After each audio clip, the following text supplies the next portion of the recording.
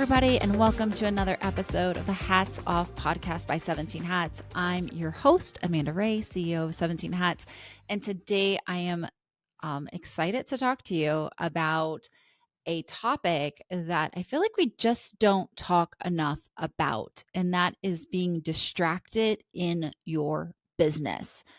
Distraction can wreak all kinds of havoc in your business. It can keep you from growth. It can keep you frustrated. It can make you go off track into a place or on a journey that you don't even want to be on. I see this happen so many times in people's businesses. Distraction can really cause your business to get off track. And the hard part is that you don't even realize it's happening until weeks or months, and sometimes maybe even years later. So let's talk about distraction. First off, the distraction that everybody talks about, and I think the only one that really people are talking about, is distraction from social media. And it's more of distraction on productivity, right?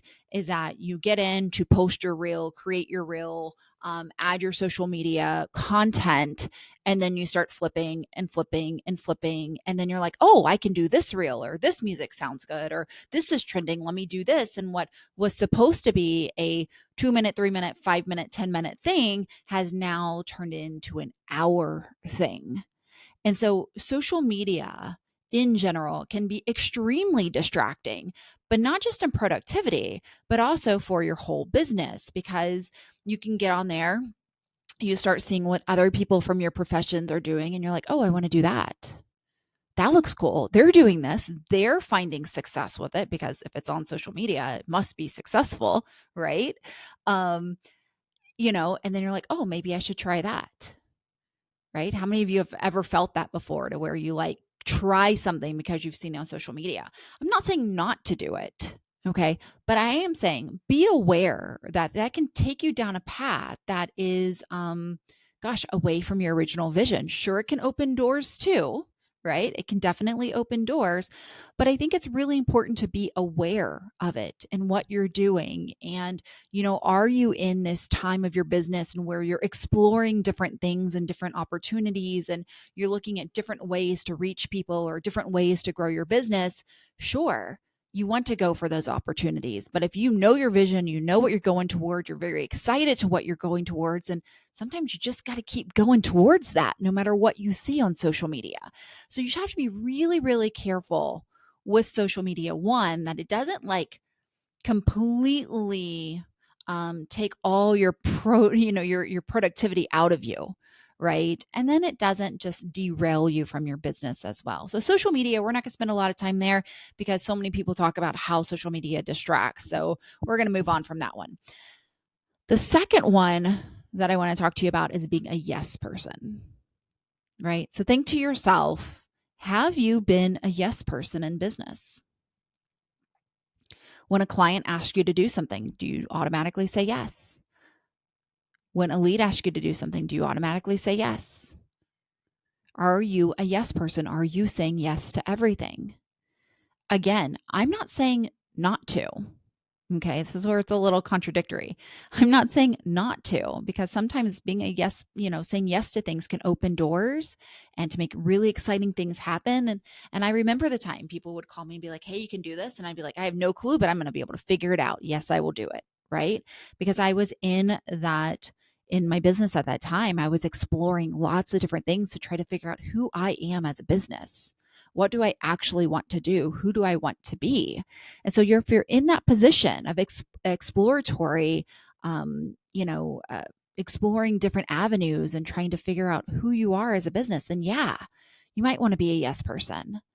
But I think you have to be very careful as your business matures, and as you mature as a business owner, you have to be very careful about what you're saying yes to and who you're saying yes to. Because the moment you start to say yes to one thing, even if it's something that you want to do, right? A lot of times clients or leads will start taking advantage of it. Then they ask for something else and it's a yes. And then they ask for something else and it's a yes. And then they ask for something else and it's a yes. And you're not saying yes because you want to say yes. You're saying yes because you feel like you can't say no. And when you start to have that feeling, like you're saying yes because you can't say no, that's when we are in a dangerous spot as a business owner, right? Because now you are no longer in control of your business or your time. You are letting the person who's asking all the questions be in control of that. And that's really hard. It's hard to pull back from. So when people ask you to do things, and it is something that you want to do, maybe instead of just saying yes to it, right, which then starts that slippery slope, you say, I typically don't do this, but in this one time, I would love to say yes to this to help you out, right? Letting them know that you're doing this as a favor, you're doing this as you're bending your own rules for them so that they don't take advantage. So it's all in the way that you use your words and how you say yes. You don't necessarily just have to say yes. Okay. But being a yes person, clients, leads, other vendors, other business owners, gosh, that can just lead you down the wrong path. And now you have all these distractions. Have you ever been in a situation you're like, crap, I have so much stuff I have to do, but I have no time to do them because of all of this other stuff I have to do. And all of that other stuff isn't actually important, right? It's all stuff you have to do, but it's not really, really important stuff. And that's so frustrating. And a lot of times you're in that situation just because you've said yes to a lot of stuff, right? So keep yourself out of that situation. You don't want to be hit with all of these distractions, which one, you're probably not charging for them. And two, they're just soaking up your time. And then one yes to a distraction leads to another, leads to another, and leads to another. Then you're just filled with distractions. The other item, number 3, is not knowing your policies and not knowing your boundaries. And this kind of goes with being a yes person. Because if you don't know your policies and you don't know your boundaries, then you can't say, I don't have time for that today, or I can't do that this week. And I will say this was actually hard for me with my job here at 17 Hats because you want to help so many people, right? And so I found myself being a yes person and then working until 1 or 2 o'clock at night, right? Which wasn't good for me. It wasn't good for the business. It wasn't good for anybody, right? So by being able to look at my calendar, being able to look at my time allotments and say, I don't have time for this week, but in 2 or 3 weeks or in a week and a half or whenever tomorrow, I can definitely do that. By knowing my timing and how much stuff is on my plate, you're able to set better expectations for yourself, but also better expectations for other people. So knowing your hours, knowing what days a week you're actually going to work, and it's so funny to say that because you're like, well, who doesn't know their hours? A lot of people don't know their hours because they just work. It doesn't matter. They'll stay up to 1, 2 o'clock in the morning, right?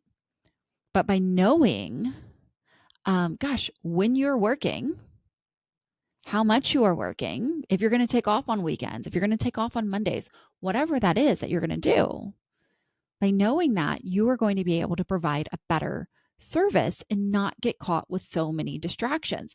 Because when you say yes to things during the week that you don't have time for, you end up doing those things instead of the things that are most important. You end up doing the distractions. Your rush policies. So when clients are like, can I have this by tomorrow? I really need to get this out. Can I have this in 24 hours? And again, you say yes to it. So we say yes because we don't know our policies. Again, now we're pushing off things that are probably more important for you to do so that you can rush this through. And again, if you don't have a lot of stuff happening, cool, you can do it, right? But you always want to give yourself the choice. You never want to be in a position to where you have to say yes, right? You need to know your policies, know your boundaries, know what is in the queue, know what you have to work on this week, know what your time allotment is, so that when you do say yes, you can truly commit to it, right? And it doesn't become a distraction. Okay. Number 4, getting in the weeds of things. And this is something that I feel like so many people do, especially when it comes to the passion part of your business. So, I was a photographer. Many of you know that. And so when it came to editing, I would edit and edit and edit, and I would play and I would, oh, I can do this and I can do that. And an hour went by and I was editing, which really in a full edit should take me 5 to 10 minutes, right? 15 minutes max. It shouldn't take me an hour, but it took me an hour because I looked at it as this leisurely fun thing. Again, sometimes you need those, but as you're running a business, you want to be as quick with your time and as productive as possible. And so when I recognized how much time I was losing because I was looking at this as a leisurely thing and I wasn't, I was having more fun with it than really getting down to brass tacks, getting down to business with it, I realized how much time I was wasting. So I had a client one time that she had gotten pictures, like family pictures, right before then, which I did like full edits on, and I spent a lot of time editing. And then she came back to me for her son's photos, and I did those much quicker. They were still as nice, but much quicker. And guess what?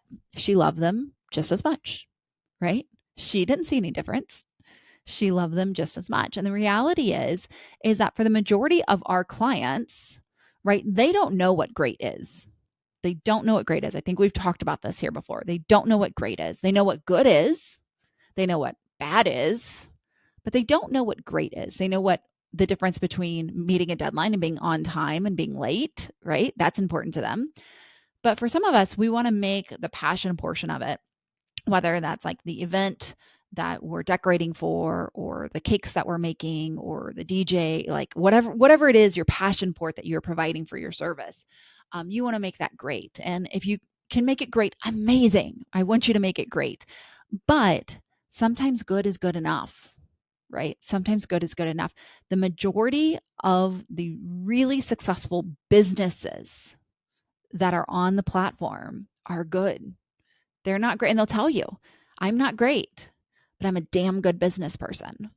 And so a lot of that, you have to kind of think yourself, like, am I here to be great? Which means, yeah, it's going to be maybe a little bit harder to make money, or maybe it is, it's going to be a little bit rougher, bigger journey for you to go on because there's going to be more obstacles. It's going to take more time, right? And time is precious. Or am I good enough to just be good and be a killer business? Right? Not saying you can't be a killer business being great. You can. It's just going to take a little bit of a different journey. Okay. So mindset's really important there. When you start to get into the weeds of things, you really have to think to yourself, like, is this actually going to make me more money? And I know it's such a weird feeling with business because we're such passionate people with our services, is to put that mindset on is, this is a business. Is this actually going to make me more money? Does this actually matter? Does it actually matter to the client? Or is this just my ego? Am I feeding my ego, or am I serving my client? Really big questions to ask there, right? But as you continue to ask yourself these questions, things will become clearer and clearer. You're going to be able to see it, and you're going to be able to understand it. Okay. So not getting into the weeds of things as much and being okay with it, just being okay, being good. Well, better than okay, being good, being okay with it, being good, right? The last one, number 5, I think is the hardest because we all do it. And that is dealing with items that you've procrastinated on. Procrastinated items are a distraction, right? Because they come with so much emotion. When items are procrastinated, day 1, day 2 goes by, day 3 goes by, the guilt starts to get a little bit higher, the emotion starts to get a little bit higher, the frustration with the item gets a little bit higher. And so all of that emotion and guilt and frustration takes a toll on your mental status, right? On your body, your physical, all of it, right? It becomes more of a task the more you procrastinate. And as it becomes more of a task, it becomes more of a distraction because you're thinking about it, you're worrying about it, you're trying to figure out how you're going to do it, when you're going to do it, when you're going to have the energy to do it, when you're going to have the time to do it. And all of that thinking becomes a distraction, right? So you want to procrastinate as little as possible in your business. And I know that's hard because there's some task that you just don't like doing. And those tasks are usually the ones that you procrastinate on, and those become the biggest distractions, right? So those are 5 distractions in your business: social media, being a yes person, not knowing your policies, getting into the weeds of things too much, and items that you've just procrastinated on. If you can kind of eliminate those things in your day, your business and gosh, just you mentally and physically, you're going to run so much smoother. So what are some things that you can do to help relieve the distractions? So let's jump into those. First off, biggest, most important one that you can do is mindset. Mindset. When you change your mindset from, I am a business, I'm running this as a business, this is what I am here to do, I'm here to make money, I'm here to create a livelihood, from the mindset of, oh, this is just something I do, right? When that mindset of I am a business owner, I am a business happens, you're going to see so much stuff change in your business. And it's so funny because we can have that mindset and then that mindset kind of slips through as we kind of get comfortable. And then we have to remind ourselves that, wait, we are a business, right? One of the first weddings that I photographed, I was very much so still a hobbyist. I was like teetering on that line between hobbyist and really part-time. And there were a bunch of bridesmaids and we were doing the bridesmaids picture. And one of the bridesmaids was like, well, shouldn't I be over there and she be over here? And the other bridesmaid looked at her and said, will you stop telling her what to do? She is the professional. And literally in that moment of like 2 seconds, I was like, oh shit, I'm the professional, right? It was that like moment of realization. And again, it sounds so silly, but it was that moment of realization of like, oh, I'm in charge, right? And that happens to people in a variety of different ways of like stepping up to that plate and being the professional that you are meant to be. And it is the same thing with whether you look at yourself as the professional in whatever passion or whatever service that you're providing, and also the business owner, right? Because you can be the professional photographer, the professional DJ, the professional cake artist, the professional event planner. You can pull the professional mat out for any of that because you have the skills to do it. But wearing the business hat is different. I'm a business owner. I run a business. I run a successful business, meaning I understand expense, I understand income, I understand client experience, I have revenue. That is a different hat. And a lot of times people allow them to be the same and they're not. You can be a professional, but it doesn't mean that you have a business, right? Those are 2 different hats. So putting on that business hat, that business owner hat, treating yourself as a business owner and treating your business as a business, treating your craft as professional. When the 3 of those come together, that is when you see your business grow. That is when you see your business soar. So changing the mindset in your mindset of what you are and what you are here to do is really going to help you not be the yes person.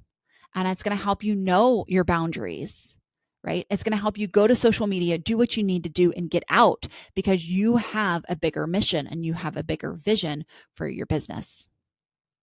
The next thing that you can do to help yourself is time blocking. I am a big fan of time blocking, right?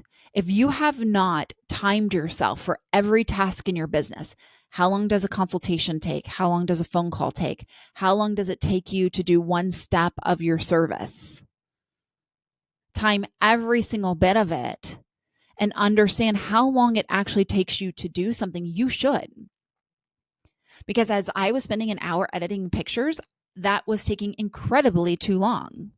I was losing money, right? I needed to find out how much was I charging and how much time was I spending, and are those equal? Do those make sense? Am I actually making money because my time is worth something? Your time is worth something.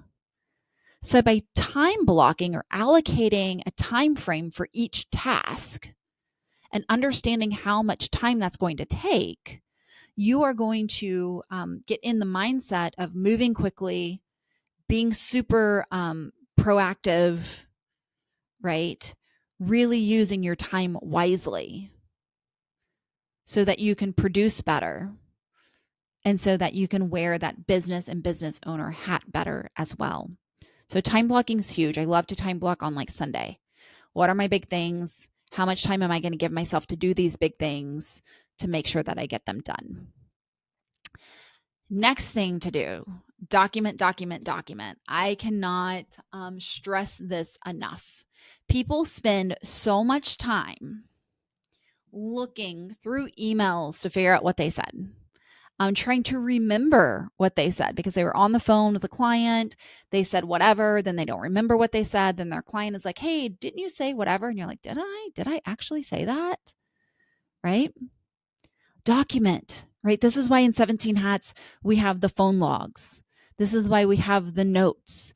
And so that when you get off the phone, you can add your items directly into the phone log that you discussed. That phone log is date stamped and time stamped. You can add your to-dos, right? In the to-do section, you can add notes if you want to. But the moment you get off of meetings, the moment you get off of phone calls, you document, you add your to-dos so that everything is in the system for you, or everything is written down for you. So you never have to remember, gosh, what was it that I did? We waste so much time in our day trying to remember, right? We waste so much time in our day trying to remember. It should not be that way. Everything should be documented. You should never have to go, God, what was it that I said that I would do? What is it that I'm missing? What did I forget? That should go away completely. Right? This is one of the reasons why we created 17 Hats, because when you're starting to have to remember things, when you're starting to have to like put all that pressure on you, that is just a recipe for disaster. You can't handle that much pressure, and your business is not scalable. You can never grow your business by remembering everything. That's not the way it works, right? You're not going to be able to remember everything. And if the things that you start to remember, great. But eventually, to grow, everything needs to be documented. So after every meeting, every phone call, document, document, document, right? So that you're not constantly searching or trying to remember. You can also document policies. So when a client asks you for something and you don't know the answer, like, can I have this in 24 hours? And you don't know the answer, like you just say yes.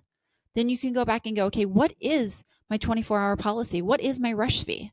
Am I going to add a money value to that? Right? What is my policy with it? So every time a client asks you something and you don't really know what the answer is, write it down and figure out the answer for next time. So then all of your policies become documented as well. So document, document, document. So important to having a thriving business.